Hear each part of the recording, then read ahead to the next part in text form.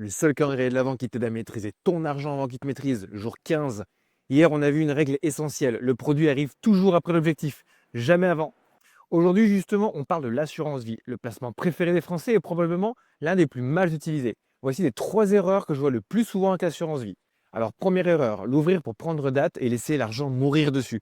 Résultat, quelques centaines ou milliers d'euros qui ne servent à rien. Tu perds donc du temps et de l'argent. Pour certains de mes clients les plus dynamiques, on peut monter jusqu'à 13% par an sur leur contrat d'assurance vie. Et ça, sans même parler de la puissance des intérêts qu'on pose.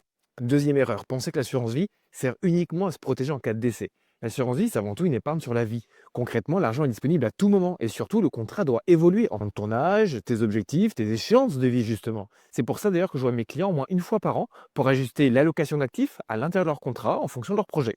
Troisième erreur, penser que l'assurance vie est bloquée pendant 8 ans. Et c'est faux, l'argent reste disponible à tout moment. Les 8 ans, ce n'est pas un blocage, c'est une date fiscale à partir de laquelle tu vas pouvoir retirer une partie de tes gains sans impôt. Oui, tu l'as compris, un vrai paradis fiscal, à condition d'avoir créé des gains avant ces 8 ans.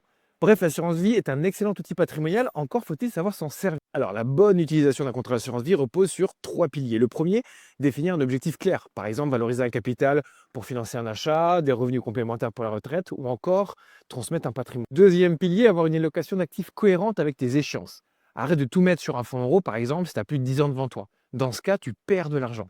Troisième pilier, assurer un suivi régulier. Quand un projet se rapproche, tu sécurises. Quand il s'éloigne, dans le temps, tu ouvres les voiles pour aller chercher de la perf. En résumé, tu l'as compris, l'assurance vie peut être un super outil patrimonial dès lors que tu l'utilises bien, pour valoriser, profiter de tes gains ou même transmettre ton patrimoine.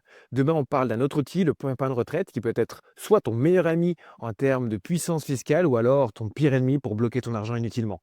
À demain!